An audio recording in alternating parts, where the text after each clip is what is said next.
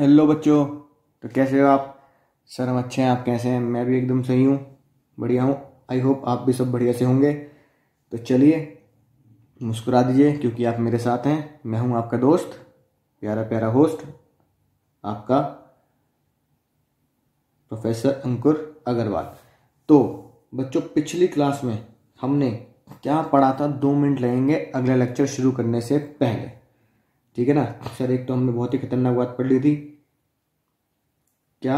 Effective और efficient के बारे में, और मैनेजमेंट की डेफिनेशन पढ़ी थी एफडब्ल्यू टेलर की और केटनर की, ठीक है ना? और फिर हम चैप्टर 1 पे आए थे, जिसे हमने जाना था कि किसी से अगर बदला लेना है तो झगड़ना नहीं है, अपनी तरक्की ही उससे सबसे बड़ा बदला होता है। और हमने कसम खाई थी कि हमें क्या लाने हैं? 100 में से 100। इसलिए आपकी इस बुक का नाम ही क्या है? 100 में से 100। तो देखो, एग्जाम की प्रेजेंटेशन भी मैं आपको आज ही इसी कॉन्सेप्ट में बता दूंगा। पहला क्वेश्चन था, worker report to manager that we need some more days to complete the task. यानी दिन चाहिए, टाइम चाहिए, है ना? समय चाहिए नहीं चाहिए? तो भैया वक्त इसके पास है, पर फिर भी उसको समय तो चाहिए। अगर वो टाइम मांग रहा है तो याद रहा है ट्रिक क्या बताई थी? इफेक्टिव टी, है ना? तो टाइम मांग रहा है इसलिए वो एफिशिएंट तो है, पर वो इफेक्टिव नहीं है। तो आंसर होगा he is not effective. MCQ अगर आएगा। सर बात समझ में आ गई? दूसरा, इसमें जो क्वेश्चन आएगा वो हम फिल इन द ब्लैंक या डिस्क्रिप्टिव क्वेश्चन से लेते हैं। Worker reported that we need more funds and labour. भैया पैसा भी चाहिए, लेबर भी चाहिए, रिसोर्सेज चाहिए, ठीक है ना? And with in the given time. अगर आपको टाइम पे काम कराना है तो सर मुझे और लोग चाहिए। इसका मतलब क्या है? उसके अंदर क्या कमी है? He is lacking efficiency. क्योंकि एफिशिएंसी क्या बोलता है? ऑप्टिमम यूटिलाइजेशन ऑफ रिसोर्सेज, ठीक है? कॉस्ट और लेबर ज्यादा चाहिए, एफिशिएंसी। सी पे स्ट्रेस दिया था, याद आ गया? तो सी से क्या बनता है? कॉस्ट। तीसरा क्वेश्चन जो और भी इंपॉर्टेंट था, ठीक है, वो था ये, जिसको मैं आपको बताऊंगा कैसे सॉल्व करना। ध्यान से, ठंडा ठंडा कूल कूल। याद आ गया? हाँ सर याद आ गया। लिखते जाना अपनी नोटबुक में साथ साथ। More amount of raw material, उसे रॉ मटेरियल भी ज्यादा चाहिए और पैसे भी ज्यादा चाहिए और टाइम भी ज्यादा चाहिए, ठीक है? तो बताओ कौन सा कॉन्सेप्ट लैकिंग है? ठीक है, अब देखो इसका आंसर कैसे लिखना है। आंसर एग्जाम में लिखना है ऐसे जैसे मैंने आपके लिए पहले से ही लिख रखा है, ताकि टाइम हमारा ज्यादा ना लगे। तो वीडियो को पॉज करके इसका आंसर उतारेंगे। पहले मैं डिस्कस आपसे कर लेता हूं क्या है ये, ठीक है? देखो सॉल्यूशन में क्या लिखेंगे? प्रेजेंटेशन के साथ हमेशा सॉल्यूशन यहां लिखेंगे, है ना, मिडिल में। एग्जाम में, है ना, यहां के बजाय यहां लिखना है। इसलिए मैंने जानबूझ के यहां लिखा है ताकि आपको बता सकूं। यहां मत लिखना है। ज्यादातर बच्चे क्या करते हैं? सॉल्यूशन यहां लिखते हैं। तो बोर्ड की प्रेजेंटेशन डिमांड करती है सॉल्यूशन यहां लिखा जाए। सॉल्यूशन, है ना, 3 ऐसे। फिर लाइन छोड़ा, पहला डॉट, देखो मैंने डॉट लगा रखा है ना, एज पर केटनर की डेफिनेशन लिख दी, ठीक है, इन्वर्टेड कॉमास में। Management is a process working and through others to effectively achieve the objective and efficiently using the resources. Effectively time और एफिशिएंटली रिसोर्सेज। इफेक्टिव का मतलब क्या होता है? फिर मैंने बताया effective means achieve the goal within time और efficient means optimum utilisation of resources. अब अगर बच्चों याद रखना, 100 में से 100 नंबर अगर लाने हैं तो अगर आप 2019 के टॉपर्स की कॉपी अगर आप देखोगे तो उसने हर क्वेश्चन में एक तो ऐसे डॉट प्रेजेंटेशन की है, गैपिंग करिए, जैसे मैं देखो कितना गैप यहां दिया, इतना गैप यहां दिया, और कार्टून प्रेजेंटेशन करिए, कार्टून प्रेजेंटेशन, ठीक है? तो हर क्वेश्चन में कार्टून प्रेजेंटेशन बहुत इंपॉर्टेंट है। इसलिए एग्जाम में अगर 20 तो एमसीक्यू आएंगे आपके, उसके बाद 14 क्वेश्चन जो ऐसे आएंगे उसमें 14 कार्टून बना के आने हैं। तो गारंटी दे रहा हूं आपको 100 में से 100 नंबर आपके आके रहेंगे। इसलिए इस क्वेश्चन के सॉल्यूशन में मैं आपको कार्टून प्रेजेंटेशन दे रहा हूं। यही एक फायदा है आरके जी से पढ़ने का, कि आपको इस तरीके से तैयारी कराई जाएगी 100% कि 100 में से 100 आएंगे, गारंटीड। बस जैसे मैं कह रहा हूं ना वैसे करते जाना, और कुछ नहीं। अब देखो, in the above case production manager required more funds and more time both, therefore he is neither efficient nor effective. ना ही वो एफिशिएंट है और ना ही वो इफेक्टिव है। टाइम ज्यादा चाहिए तो इफेक्टिव भी नहीं है, रिसोर्सेज भी ज्यादा चाहिए तो वो एफिशिएंसी भी उसकी कम है, राइट? ये मेरा कंक्लूजन हो गया। साइड में मैंने क्या किया? इसी कंक्लूजन के साथ साइड पे मैंने कार्टून बना दिया। एग्जाम में आप चेहरा कैसा भी बना सकते हैं, है कि नहीं बात। चेहरे में क्या रखा है, चेहरा क्या देखते हो, दिल में उतर कर देखो ना। तो भैया गहराई में उतर कर देखो, चेहरे में कुछ रखा, आप ऐसा बनाए टेढ़ा मेढ़ा कैसे बनाए। देखो क्या बोल रहा है, sir I need funds and time. ये है प्रोडक्शन मैनेजर अपने सीईओ से बोल रहा है, सर पैसा भी चाहिए टाइम भी चाहिए इस क्वेश्चन के हिसाब से। ठीक है, तो जो सीईओ है, हम जो सीईओ है ना, हमने उसे क्या आंसर दिया, भाई you are not effective and also not efficient. ना ही तुम इफेक्टिव हो और ना एफिशिएंट हो। यही मेरे कार्टून प्रेजेंटेशन से इसका सॉल्यूशन है और ये पैराग्राफ से इसका सॉल्यूशन है। जब भी अब देखो कितने बढ़िया तरीके से प्रेजेंट किया गया है। अगर ऐसे ही प्रेजेंटेशन, एक पैराग्राफ, दो पैराग्राफ, तीन पैराग्राफ और एक चौथा कार्टून प्रेजेंटेशन, इसी 4 डॉट में अगर मैं आंसर दे के आऊँगा, तो अगर ये क्वेश्चन 3 नंबर में हो, 4 नंबर में हो, 5 नंबर में हो, 100% मार्क्स एग्जामिनर को देने ही पड़ेंगे। क्योंकि अगर 10 लाख बच्चे बोर्ड्स का एग्जाम दे रहे हैं 12th का, तो 10 लाख में से मात्र 1% रेशियो भी नहीं होगा जो इस प्रेजेंटेशन पे जा रहा होगा। ठीक है ना।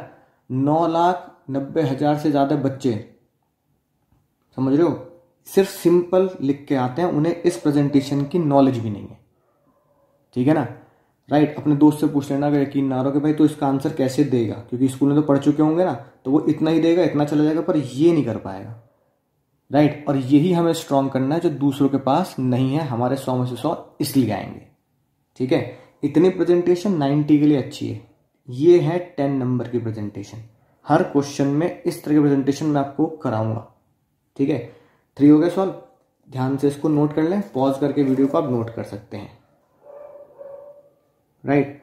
अब अगली बात अगर हम करें तो अगला टॉपिक हमारा जो आता है, ठीक है, वो आता है हमारा करेक्टरिस्टिक्स ऑफ मैनेजमेंट, कि मैनेजमेंट के करेक्टरिस्टिक्स क्या होते हैं।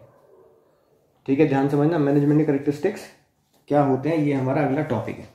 अगले टॉपिक को शुरू करने से पहले देखो लिखा है ना characteristic of management secret code. अब कई बच्चे स्कूल की वजह से या उसकी वजह से करेक्टरिस्टिक तो पढ़ चुके होंगे, लेकिन उन्हें ये समझ में नहीं आ रहा कि सर एग्जाम में क्वेश्चन कैसा बनेगा इसका। सीधा सीधा क्वेश्चन नहीं आएगा माइयों और बहनों, भूल जाओ कि सीधा सीधा क्वेश्चन आएगा। क्वेश्चन आएगा टेढ़ा मेढ़ा, बिंगो टेढ़े मेढ़े की तरह। ठीक है, तो टेढ़ा मेढ़ा क्वेश्चन आएगा, वो मैं आपको कराऊंगा इस टॉपिक के सारे। राइट। अब देखो करेक्टरिस्टिक ऑफ मैनेजमेंट, सबसे पहले मैंने आपको बताया था क्वेश्चन कुछ ऐसे भी आते हैं कि एक पैराग्राफ दे देंगे, उसके करेक्टर्स ढूंढने आपको, तो उसके लिए हेडिंग याद होनी चाहिए। तो देखो कैसे करेक्टरिस्टिक्स ऑफ मैनेजमेंट की हेडिंग याद करेंगे। हेडिंग याद करने के लिए बहुत ही बढ़िया से कोड बना रखा है। मैं तुम्हें एक अपनी कहानी सुनाता हूं। ठीक है, बिल्कुल दिल की कहानी है। राइट। अब दोस्तों, तो मैंने जब उसको बोला, सर क्या बोल दिया आपने, मैंने उसको एक बात बोली कि सुनो प्रिय, महाभारत स्टाइल में, रामायण स्टाइल में, सुनो प्रिय मेरे दिल की इबादत, वाह वाह सर, मेरे दिल की इबादत एक चेहरा, चेहरा क्या देखते हो, है ना, कि हिंदी में लिखते हैं, मेरे दिल की इबादत एक चेहरा, पाया गम बहुत गहरा। सर ये आपने लिखा है? जी हाँ, मैंने ही लिखा है। दोस्तों कभी कभी राइटिंग का शौक भी रखता हूँ, तो कभी मिलेंगे तो 2-4 गज़ल गा लेंगे। राइट। तो कभी कभी लिख देता हूँ। ठीक है, मोटिवेशन भी और शेर व शायरी भी। तो मैंने, ठीक है, किसी के लिए ये लिखा, रिजल्ट नहीं बताऊंगा क्या हुआ, रिजल्ट तुम जानते ही हो। ठीक है, जग सुना सुना लागे छन से जो टूटे कोई सपना, तो ये वाला गाना गाना पड़ा मुझे। तो दिल की इबादत, मैंने क्या बोला, मेरे दिल की इबादत एक चेहरा, पाया गम बहुत गहरा। यही बताकर, यही गजल गाकर, यही शेर शायरी गाकर मैंने उसको अपना करेक्टर बताया। ठीक है, अब बात आती है ना करेक्टरिस्टिक्स। ऐसे ही इंसान के करेक्टर होते हैं। मेरा करेक्टर क्या था, मैं अपने दिल की बात शेर व शायरी के थ्रू कहता हूँ। किसी करेक्टर क्या होता है, वो बेचारा बहुत सीधा होता है ना। तो करेक्टर मतलब हिंदी में समझो चरित्र। तो जैसे लोगों का करेक्टर होता है, ठीक है, तो कोई अच्छे करेक्टर का इंसान होता है, कोई बुरे करेक्टर का इंसान होता है, कोई गाना गा देता है क्या करूँ साला कैरेक्टर ढीला है। तो अलग अलग लोगों के अलग अलग करेक्टर होते हैं। तो मेरा करेक्टर क्या था कि मैं शेर व शायरी से बात बोल देता हूँ, मेरे दिल की इबादत एक चेहरा, पाया गम बहुत गहरा। यही करेक्टर किसका बना? यही करेक्टर बना मैनेजमेंट का भी। तो जब मैनेजमेंट का ये करेक्टर बना तो इसी का कोड मैनेजमेंट ने अपनाया। सबका पहला पहला वर्ड देखेंगे, अब देखो झट से याद हो जाएगा। बताना जरा मैंने क्या शेर गाया था? मेरे दिल की इबादत एक चेहरा, पाया गम बहुत गहरा। MDIE के हिंदी में तो सोचनी बनेगा PGBG, राइट। तो अब बताओ M से क्या बनेगा? M से क्या बनेगा? M से बनेगा मल्टी डायमेंशनल। अभी पढ़ेंगे कि मैनेजमेंट क्या होता है, मल्टी डायमेंशनल। D से क्या बनेगा? D से बनेगा सर हमारा डायनामिक। मैनेजमेंट क्या होता है? डायनामिक। अभी पढ़ेंगे, चिंता मत करो, बस सिर्फ हेडिंग पे फोकस करो, उसके बाद तुम्हें सब याद हो जाएगा। I से क्या बनेगा? इंटेंजिबल, ठीक है। E से क्या बनेगा? Effectiveness and efficiency. ये तो आप जानती हो, दोनों को हमें क्या करना चाहिए? बैलेंस। अच्छा ये बताओ, अगर तुमसे क्वेश्चन ये पूछे कि किसी कंपनी को क्या होना चाहिए, इफेक्टिव या एफिशिएंट, तो आप क्या लिखोगे? Company should be effective and efficient both. चेहरे के C से क्या बनेगा? कंटिन्यूस। मैनेजमेंट क्या होता है? कंटिन्यूस होता है। P से क्या बनेगा? परवेसिव, है ना। अभी सीखेंगे क्या होता है, अभी सिर्फ नोट डाउन करेंगे।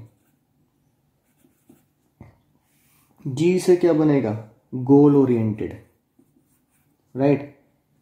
B से क्या बनेगा? बहुत के B से इन्फ्लुएंस बिहेवियर, बिहेवियर इन्फ्लुएंस। और गहरे के G से क्या बनेगा? Group activity. बोलो फिर से, ग्रुप एक्टिविटी। देखा, सारे के सारे करेक्टर यही है 9, 1 2 3 4 5 6 7 8 9। तो करेक्टरिस्टिक ऑफ मैनेजमेंट कितने होते हैं? 9 करेक्टरिस्टिक ऑफ मैनेजमेंट है। और मैनेजमेंट का जो करेक्टर है, चरित्र है, वो चरित्र किस शायरी से अपनी बात कहता है? तो वो मैनेजमेंट का करेक्टर शायरी बोलता है, मेरे दिल की इबादत एक चेहरा, पाया मैंने गम बहुत गहरा, राइट। तो आई होप याद होगी ये बात। अब आते हैं, देखो एक एक करके मैनेजमेंट को पढ़ते हैं।